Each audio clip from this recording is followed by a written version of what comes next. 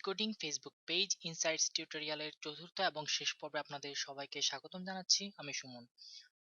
গত পর্বগুলোতে আমরা প্রথম দুটি পর্বতে আমরা দেখেছিলাম যে ফেসবুকের আগের যে পেজ ইনসাইট সিস্টেম, এবং তৃতীয় পর্বটাতে আমরা দেখেছি যে নতুন যে ইনসাইট সিস্টেমটা রোল আউট হয়েছে সেটা।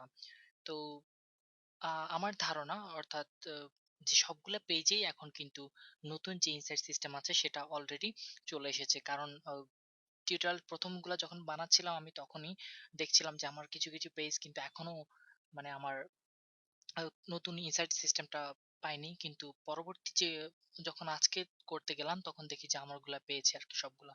তো যাই হোক, গত পর্বে আমরা কাজ করেছিলাম চট্টগ্রাম বিজ্ঞান কলেজের ফেসবুক পেজ নিয়ে। আমরা আজকে আরেকটা পেজ নিয়ে দেখি, যেটা আমি ম্যানেজ করি, যেমন এনলাইটেন বাংলাদেশ। অর্থাৎ আমরা প্রথম দিকে যেটা দেখেছিলাম যে আহ, পুরোনো স্টাইলে, নতুন স্টাইলে সেটা কিরকম দেখাচ্ছে আমরা জাস্ট ওটাই দেখি। তো প্রথম অর্থাৎ দ্বিতীয় যে নতুন ইনসাইট সিস্টেমের প্রথম টিউটোরিয়াল, যেখানে আমরা দেখেছিলাম যে ওভারভিউটা মোটামুটি কি। তো আজকে আমরা একটু ডিসকাস করবো এগুলা, মানে ডেপলি, এবং শেষই করে দিব আজকে। তো প্রথমে আমি এই যে ট্যাবটা আছে সেটার উপর ক্লিক করি। আমাদেরকে নতুন একটা পেজ, মানে পেজে নিয়ে যাবে, যেখানে আমরা পেজ লাইকস, পোস্ট রিচ নামে তিনটা ইন্ডিভিজুয়াল যে ট্যাব আছে সেগুলো দেখতে পাবো, এবং নিচে আরো আমরা বিভিন্ন ডিটেলস দেখতে পাচ্ছি আর কি। তো প্রথমে যে পোর্শনটা আছে সেটা হচ্ছে daily data is recorded in the Pacific time zone. এটা সম্পর্কে আপনাদেরকে ফার্স্ট ইয়াতে বলা হয়েছে, এবং এখানে আমরা জাস্ট স্টার্টিং এন্ডিং যে আমাদের, অর্থাৎ আমাদের যে রেঞ্জটা আছে সেটা আমরা সিলেক্ট করতে পারবো। তো এখানে নতুনটাতে একটা ভিজুয়াল ইন্টারফেস দেওয়া আছে, যে আমরা চাইলে এটাকে আগে পিছিয়ে এনে আমরা মোটামুটি আমাদের যে আহ, আমাদের যে অর্থাৎ রেঞ্জটা আছে সেটা আমরা ভিজুয়ালিও চেঞ্জ করতে পারি, যেটা আমরা একটা মার্কার, ভিজুয়াল মার্কার দিয়ে চেঞ্জ করে আর কি।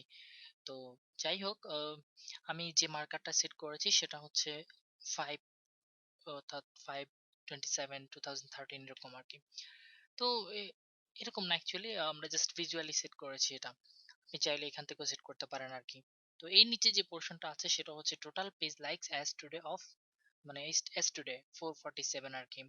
যেটা হচ্ছে আমাদের বর্তমান পেজ লাইকটা কত আছে, এবং দিনের হিসাবে আমাদের লাইকটা কিভাবে গ্রো করেছে সেটা একটা আমরা গ্রাফের মাধ্যমে দেখেছি, যে আমাদের গ্রাফটা আপার, অর্থাৎ মানে আপগ্রেড হয়েছে, কিন্তু রেটটা অনেক স্লো আর কি। যদিও এখানে ডানে লেখা আছে যে benchmark compare your average performance over time, just একটা বেঞ্চমার্ক আর কি।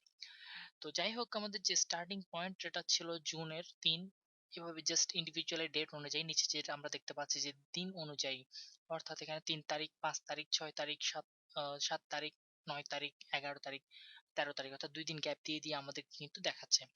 যেমন ধরুন 3 তারিখে আমার লাইক ছিল 430 জুনের, এবং 7 তারিখে এসে আবার আমার লাইক হচ্ছে 29, অর্থাৎ আহ, এই 2 দিনের মাঝামাঝি আমার একটা কিন্তু আনলাইক পড়েছে, এটা আর কি। তো যাই হোক, এটা হচ্ছে আমাদের মোটামুটি আমাদের লাইক যে বেড়েছে কমেছে সেটার উপর একটা গ্রাফ। এবং নিচে যেটা আছে সেটা হচ্ছে নেট লাইকস হোয়াট চেঞ্জ, অর্থাৎ যেটা বললাম যে আমাদের 3 তারিখে একটা ছিল, এবং 5 তারিখে গিয়ে আরেকটা হয়েছে, অর্থাৎ 4 তারিখে গিয়ে আরেকটা হয়েছে। তো এই যে চেঞ্জটা, অর্থাৎ যে আনলাইকটা হয়েছে, এই আনলাইকটা এবং অর্গানিক লাইক, পেইড লাইক ইত্যাদি নিয়ে জাস্ট আমাদের একটা গ্রাফ রেডি করা হয়েছে আর কি। তো এখানে যে একটা ইকুয়েশন দেওয়া আছে, likes minus unlikes equal to net net change, অর্থাৎ আপনার সর্বমোট যে লাইক সেটা থেকে আপনার আনলাইক গুলা, অর্থাৎ নির্দিষ্ট পিরিয়ডে মাইনাস করার পর যেটা থাকবে সেটাই মূলত নেট লাইকস, অর্থাৎ আমাদের এটা হচ্ছে নেট লাইকস এর জাস্ট একটা গ্রাফটা আর কি।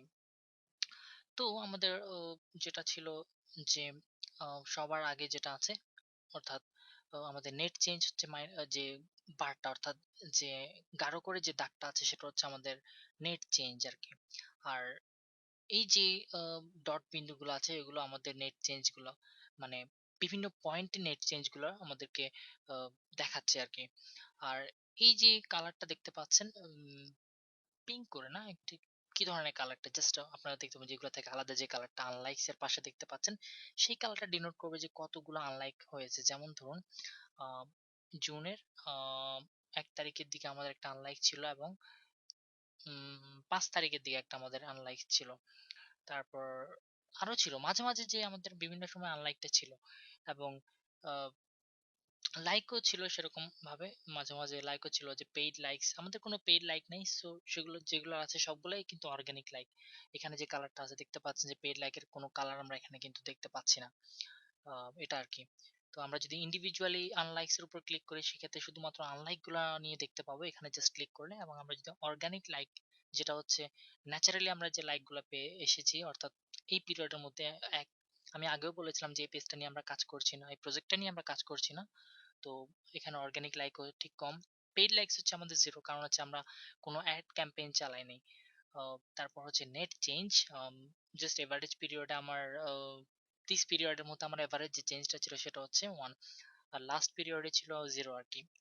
তো এইভাবে আমরা আমাদের যে নেট চেঞ্জ, অর্থাৎ আনলাইক এবং লাইক, লাইক থেকে আনলাইক বাদ দিয়ে যে আমাদের নেট চেঞ্জ আছে সেটা কিন্তু আমরা এখান থেকে ডিনোট করতে পারি আরকি, অর্থাৎ আমাদের এখান থেকে আমরা দেখে নিতে পারি।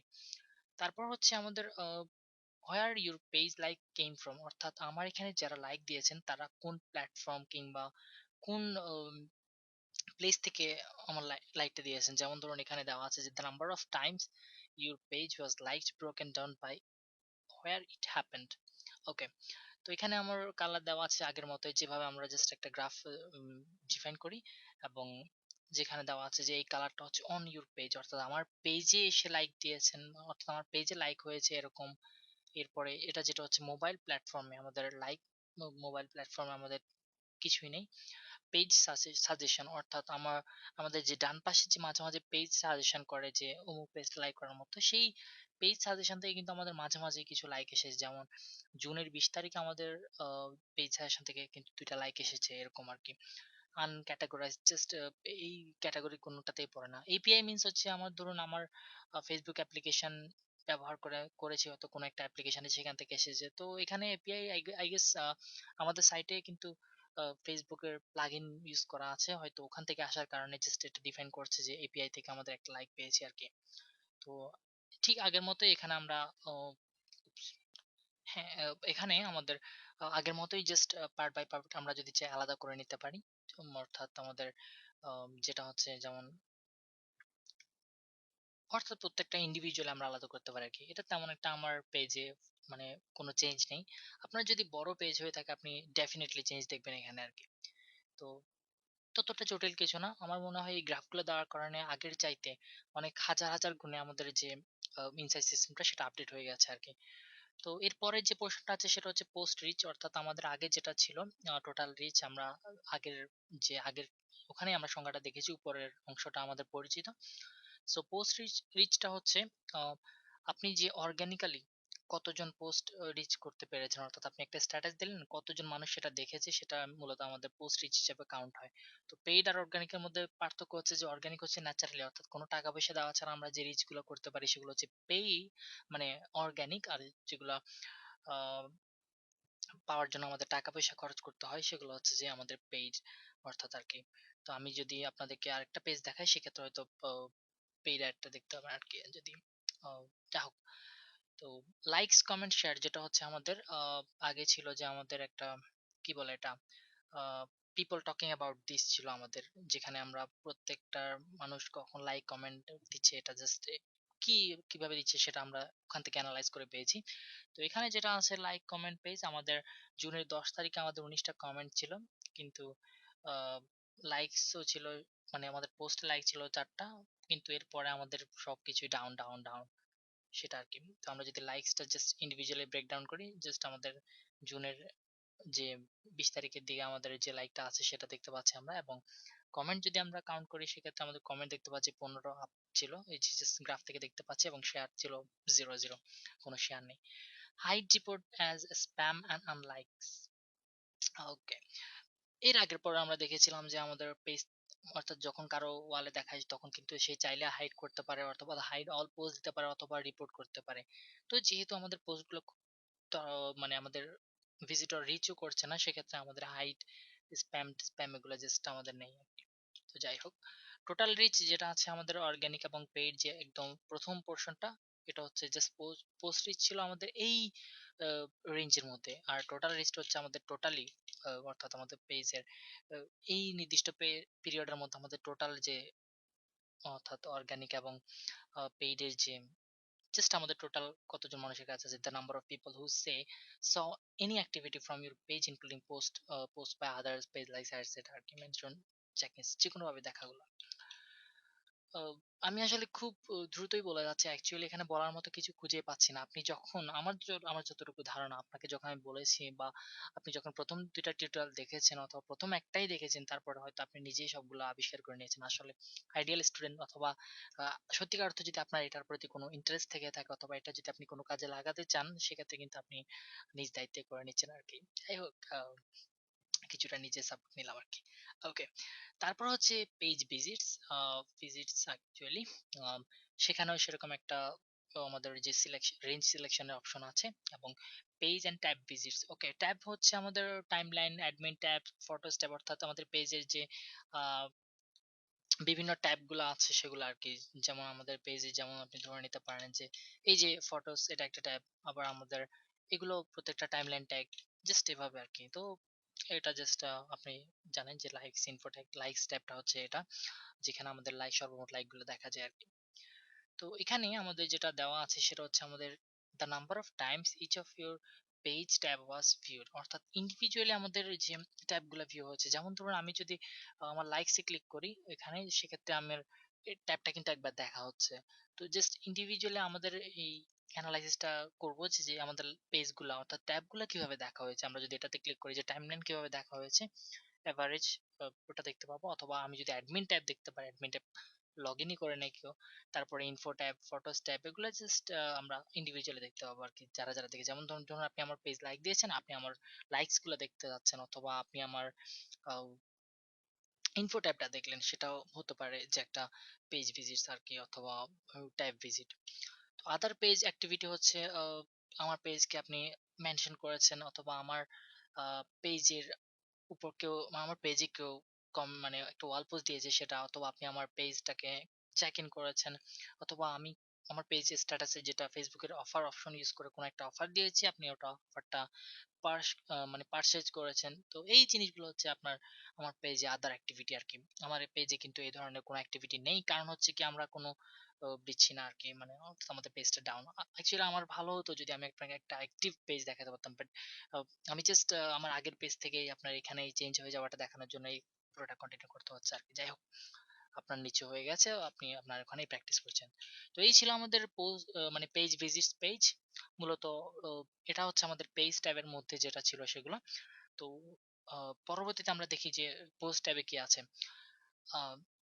পোস্ট ট্যাবের মধ্যেই কিছু নেই, এটা জাস্ট আমি ইগনোর করব। কারণ হচ্ছে কি আমি আপনাদেরকে যে 5টা পোস্ট ওভারভিউতে দেখিয়েছিলাম, 5টা পোস্টকে কিভাবে আমরা অ্যানালাইজ করা হয়েছে এখানে, জাস্ট এগুলো আপনি ক্লিক করলে এটা বড় হয়ে আসবে, এবং কে কে আমার মানে প্রত্যেকটা পোস্ট ইন্ডিভিজুয়ালি আমরা অ্যানালাইসিস করতে পারবো এটা নিয়ে।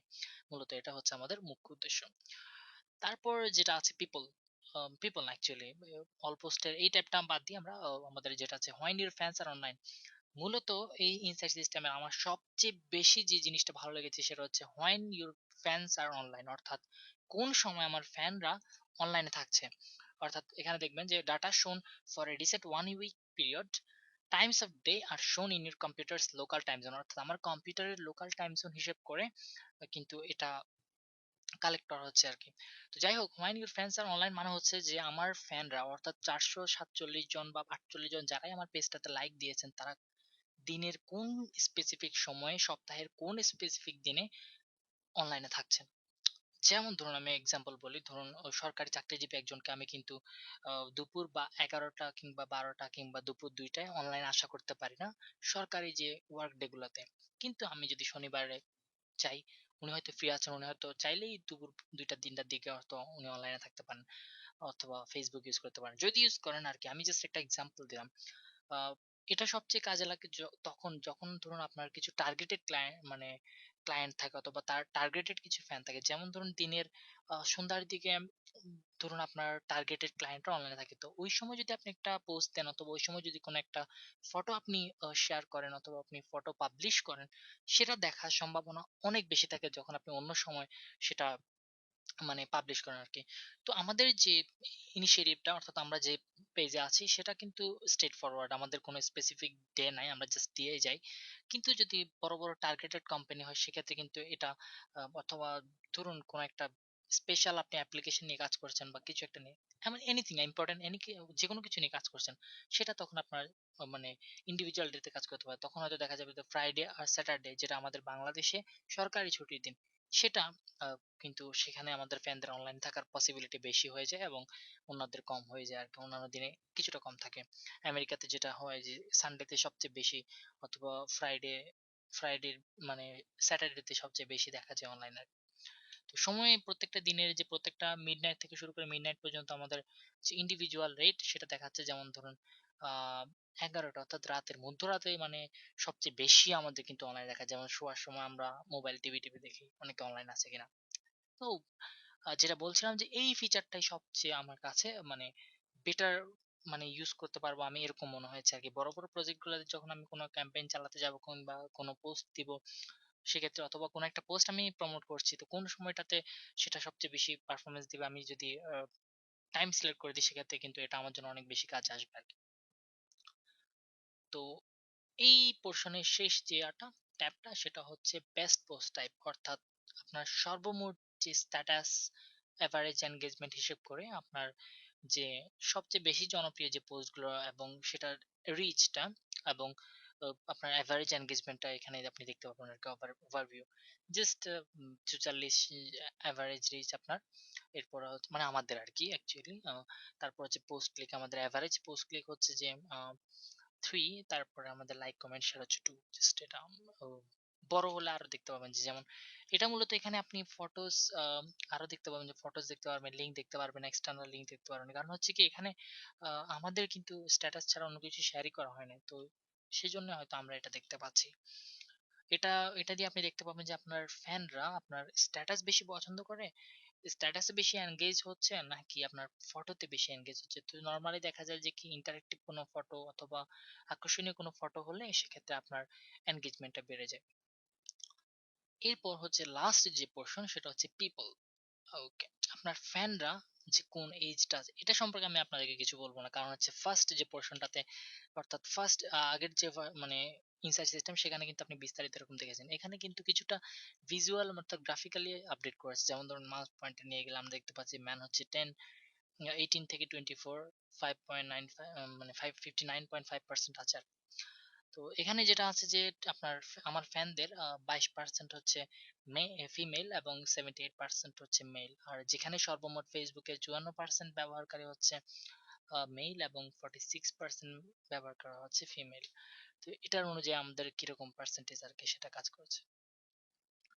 তারপরে আছে আমাদের people reached, age and gender, অর্থাৎ compare the demographic of people who saw your post with the demographic of all of your fan, অর্থাৎ আমাদের পেজ জাস্ট কোন এজ গুলাকে সবচেয়ে বেশি রিচ করেছে।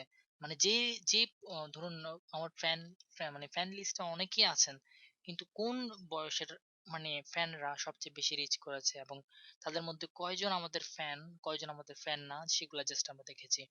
আমার ফ্যানরা হচ্ছে জাস্ট এই কালার গুলা এবং যেটা হচ্ছে আমার ব্লু কালার হচ্ছে জাস্ট পিপল রিচ, অর্থাৎ সর্বমোট কতজন রিচ করেছে আর কি। তো যাই হোক, এটার মধ্যে 84% আবারও ম্যান এগিয়ে। অ্যাকচুয়ালি ফিমেলরা এই ধরনের আহ, কি বলে এটাকে, মানে জটিল কোনো কিছু দেখবো না, ফান টান কিছু একটা পেজ হলে সেক্ষেত্রে ওরা ভালোই পারফর্ম করতো। তো এটাও জাস্ট আমাদের সিটি অনুযায়ী আছে যে কোন সিটিতে সবচেয়ে বেশি, কোথায় কোন এরিয়াতে কোন ল্যাঙ্গুয়েজ সবচেয়ে বেশি, এটা আগে বলা আছে, আপনাদের জানা আছে অলরেডি, আমি বলে সময় নষ্ট করতে চাচ্ছি না আপনাদের। তারপর হচ্ছে এজ এন্ড জেন্ডার, যেটা হচ্ছে compare demographics of people who engaged with your post with demographics of all of your fans, অর্থাৎ পিপল মানে আমার পেজে যে ফ্যানরা আছে তারা কিভাবে আমার পেজের বিভিন্ন ডেমোগ্রাফিক হিসেব করে আমার সাথে এনগেজড হচ্ছে আর কি, অর্থাৎ কোন বয়সেরটা বেশি আছে। তো যেহেতু আমাদের 30 পিপলের চাইতে কম পিপল এনগেজড আছে, যেহেতু আমার পেজটা আমরা সেহেতু কোনো মানে গ্রাফটা দেখতে পাচ্ছি না, যদি হতো তাহলে আমরা এরকম একটা গ্রাফ দেখতে পারতাম। তো এই ছিল আমাদের মোটামুটি পুরো ইনসাইট সিস্টেমটা। অ্যাকচুয়ালি এখানে আমি জাস্ট বলেছি শুধু শুধুই, আপনারাই যা আবিষ্কার করে নিয়েছেন, এখানে ততটা জটিল কিছু নেই।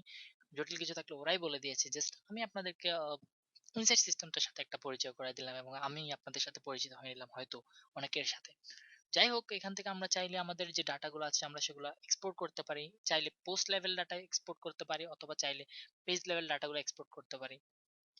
দুটোর মধ্যে পার্থক্য হচ্ছে যে পোস্ট লেভেল মিনস হচ্ছে আপনার ইন্ডিভিজুয়াল পোস্টের মধ্যে যে আপনার এনগেজমেন্ট, লাইক, কমেন্ট ইত্যাদি আছে সেগুলা, এবং পোস্ট লেভেল মানে পেজ লেভেল মানে হচ্ছে আপনার পুরো পেজের, অর্থাৎ ডেমোগ্রাফিক্স থেকে শুরু করে হাবিজাবি সবই। তো এখানে আমরা রেঞ্জ সিলেক্ট করতে পারি এটা থেকে ওটা, এবং দুটো ফরম্যাটে আমরা এক্সপোর্ট করতে পারি। একটা হচ্ছে এক্সেল ফরম্যাট, একটা হচ্ছে কমা সেপারেটেড ভ্যালু বা সিএসভি ফরম্যাট। সিএসভি ফরম্যাটটাই মূলত বেশি ইউজ হয়, কারণ হচ্ছে কি মাইস্কুয়েল সহ বিভিন্ন ডাটাবেসে আপনার চাইলে সহজে সিএসভিটা ইম্পোর্ট করতে পারি। তো আমরা যদি জাস্ট একটা সিএসভি ফরম্যাট যদি আমরা ডাউনলোড করি আপনাকে দেখানোর জন্য, সেক্ষেত্রে আপনি দেখতে পাবেন যে কিরকম অ্যাকচুয়ালি পাওয়া যায়। কি সিলেক্ট করেছি আমার জানা নেই, পেজ অথবা পোস্ট দুইটা থেকে যে কোনো একটা। আমি যদি এটা ওপেন করি আমরা তাহলে মোটামুটি দেখতে পাবো যেটা কিরকম কাজ করছে, অর্থাৎ এটা কিরকম একটা এক্সপোর্ট মানে আমাদের জন্য নিয়ে আসে আর কি এটা নর্মালি। ওকে, দেখতে পাচ্ছেন যে বিশাল একটা ডাটা আমরা দেখতে পাচ্ছি যে daily the number of people sharing stories about your page, this stories.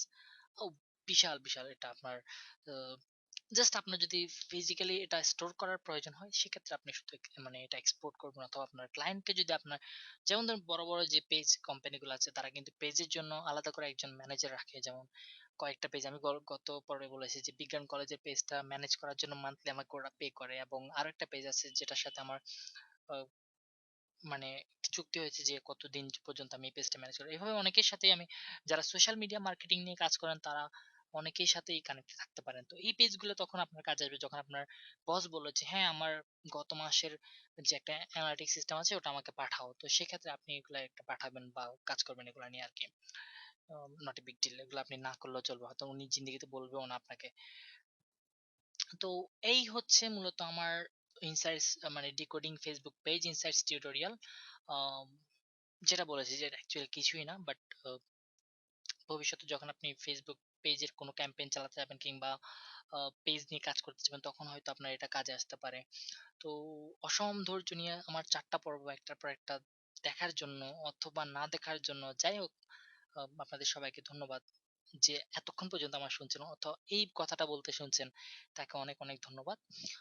সবাই ভালো থাকবেন, এবং নেক্সট যে টিউটোরিয়াল গুলোতে আছে বা করার চেষ্টা করব যদি সহি সালামতে রাখে উপরওয়ালা, তাহলে ফেসবুক পেজের যে আমরা অ্যাড ক্যাম্পেইন কিংবা advance targeting, customer audience targeting ইত্যাদি নিয়ে কাজ করার ইচ্ছা আছে। তো আবারও ধন্যবাদ সবাইকে, সবাই ভালো থাকবেন।